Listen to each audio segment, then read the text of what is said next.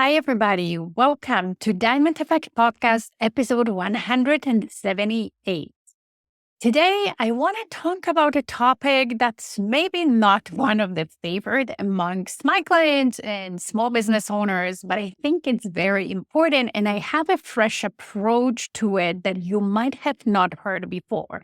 That topic is social media. I want to share some best practices with you and really encourage you to use the tool of social media, whatever platform it is, as part of your marketing strategy.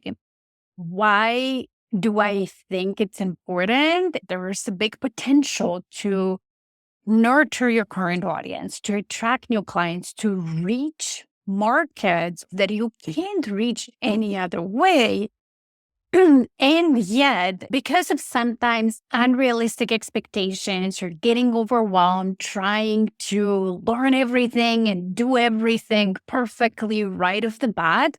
Also, through too much consumption, business owners get overwhelmed by social media and then lose this great opportunity. But you don't have to do that. You can use social media for you, not against you. You can use it to nurture your current network, your current clients, to stay on top of their mind, to continue delivering them value, to build this a stronger relationship so those clients keep coming back to you, and also attract new potential client and show them how you can serve them and therefore sell them on your services and then grow your business this way. And today I want to share with you 5 best strategies for you to start using social media or get back to it if you paused or be more consistent.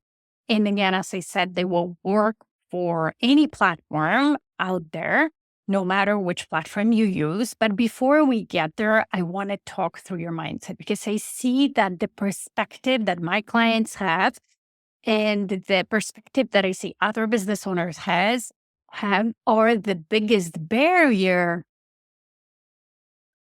because I see that perspective is the biggest barrier sometimes for people to start, to continue, and really take advantage of this opportunity.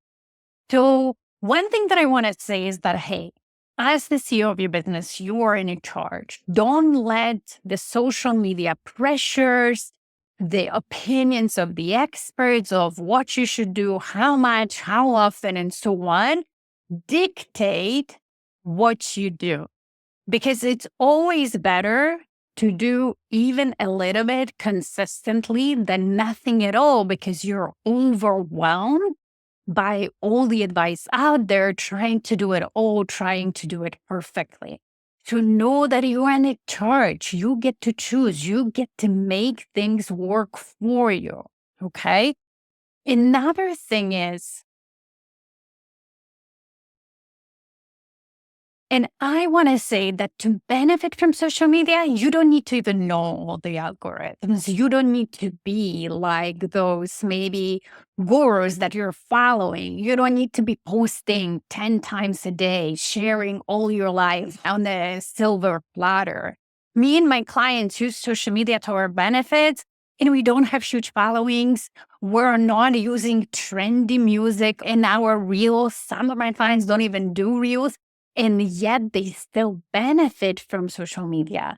They nurture their clients, they sign your clients, same with me. So there is ways you can utilize social media that it will help you. It will help you grow your business without doing everything perfectly to the extent that maybe you think you should be doing.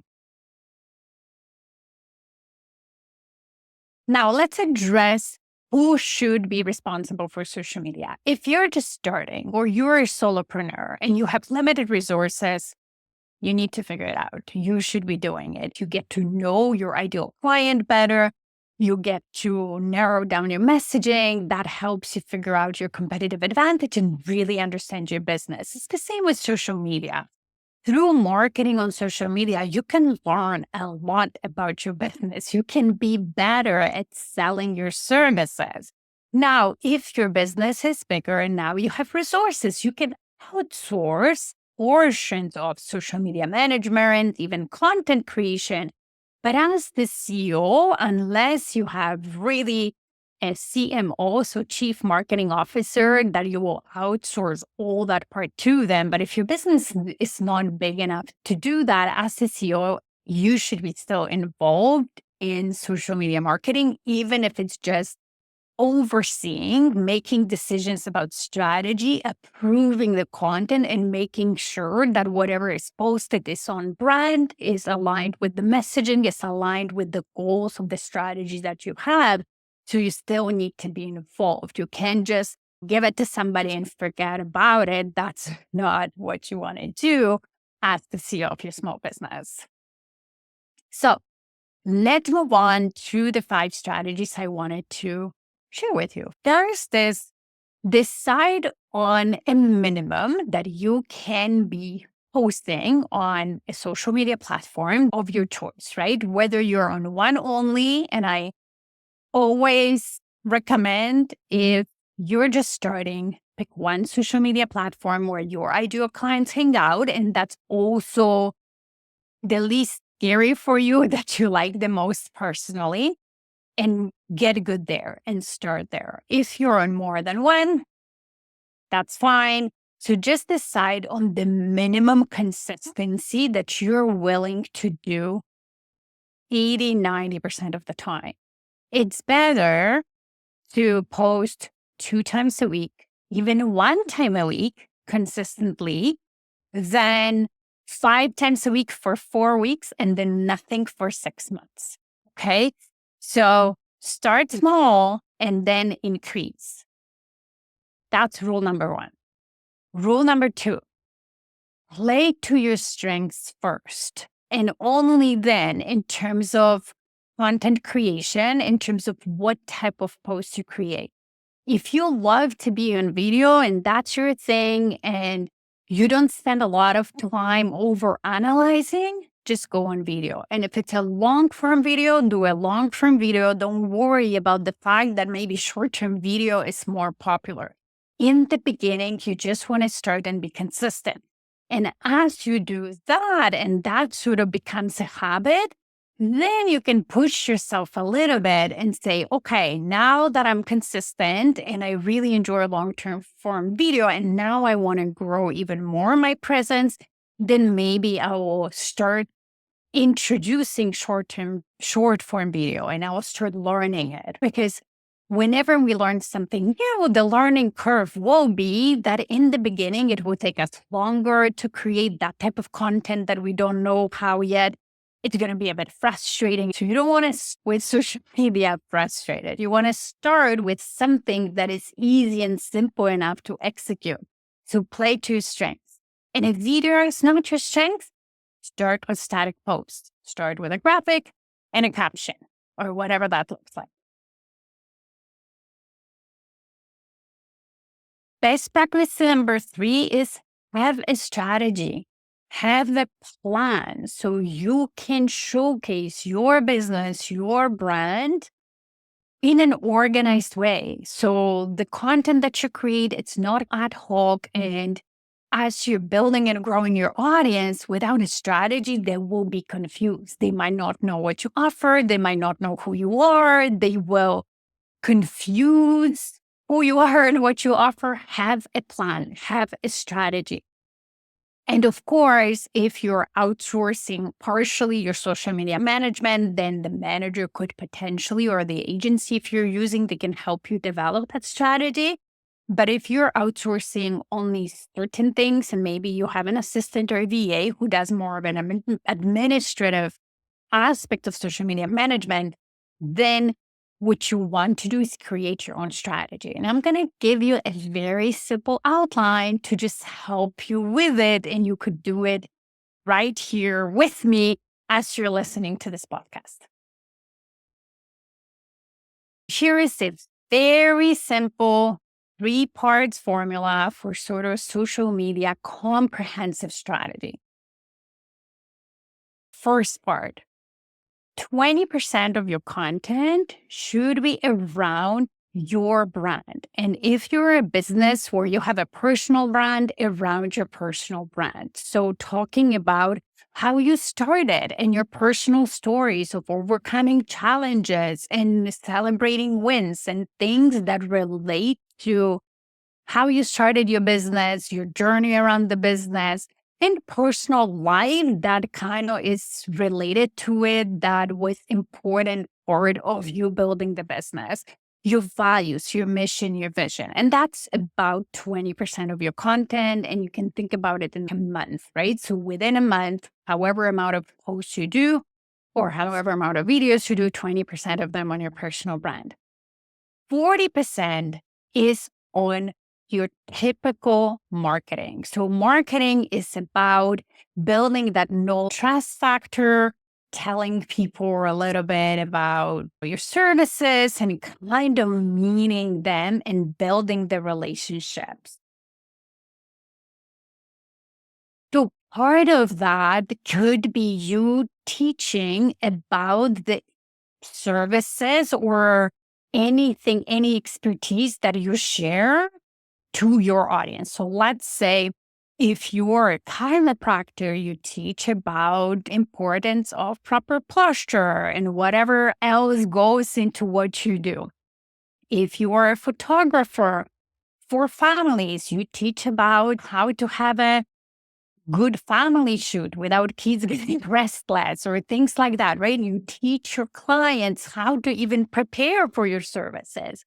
If you are in financial industry, you educate them on how money works, how mortgages work, whatever it is, right? So a big part could be another thing is sharing some trends in your industry, sharing events that you attend, things like that.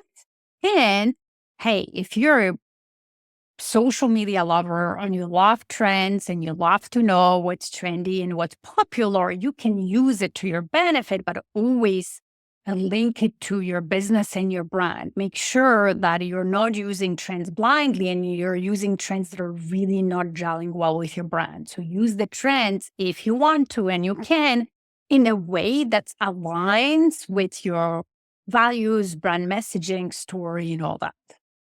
And then the third portion of your marketing, of your social media strategy, the other 40%. So remember, 20% was your brand and personal brand about your business.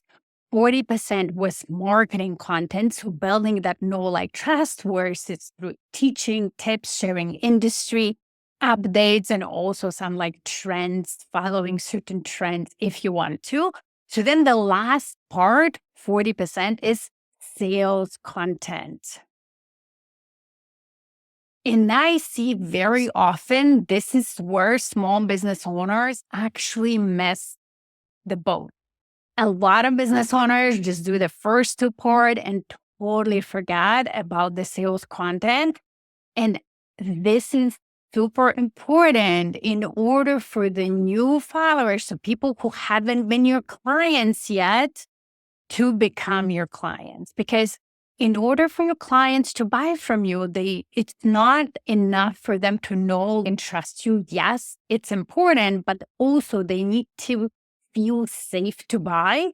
And they will only feel safe to buy when they know how your services solve their problems, how your services help them achieve the goals that they have, how your services help them better than any other competitor. And you can educate them on that through your sales content on social media. And what I wanted to say is that if you don't have sales content, what is going to happen is if your marketing is amazing, you might attract a lot of followers who will consume your content. They will get a lot of value from it. They will learn about the industry. They will learn about your specific services. And very often, they will go to competitors because the competitors will be telling them how that translates into the client getting what they want. So if you have only amazing marketing, it's almost like you're doing your competitors a favor, bringing an ideal client on their purchasing journey, moving them faster, but then sending them up there and not telling your client to come to you because you don't have sales content that would tell them how you work with them, what's your process, how to work with you, and so on and so forth. So it's so important. You cannot miss that. And I have multiple clients who come to me who have following and have great marketing. And they always say, but nobody's buying from social media. It's not working. And the majority of challenges is that because they're lacking the sales content. They don't have sales content in their strategy. And when we implement it within weeks, within couple of social media posts, couple of emails, or couple of sales posts, they start signing clients. So it's very important. Now, if you don't know how to do it, I can help you. I have an SPF formula, meaning sales post formula that I teach my clients. The same way I also teach my clients how to do the first part of the strategy, because very often people will struggle with that as well. How to showcase their brand, whether it's their personal brand or business brand on social media. So we have some exercises where we take out the stories, we align the content with your values and all those things. So I can help you with it. All you need to do is just reach out, book a pre-consultation with me, and I will tell you how I can help. Okay, so moving on to the fourth best practice for your social media. Of course, you have to engage, and I'm sure you've heard about it, right? So it's not about you posting only on social media, but also engaging, meaning responding to the comments of your ideal clients or your followers on your posts and responding relatively quickly. Doesn't need to be the moment the post is created, but within 24 hours. So appreciate it, or your followers won't appreciate if they comment and then they don't hear back from you for a week, right? The comment is not responded to for a week, or they send you a message with a question based on the reel or something that you created and they're interested in working with you. And then that message is not responded to for weeks or days on end. So you want to engage in a reasonable time.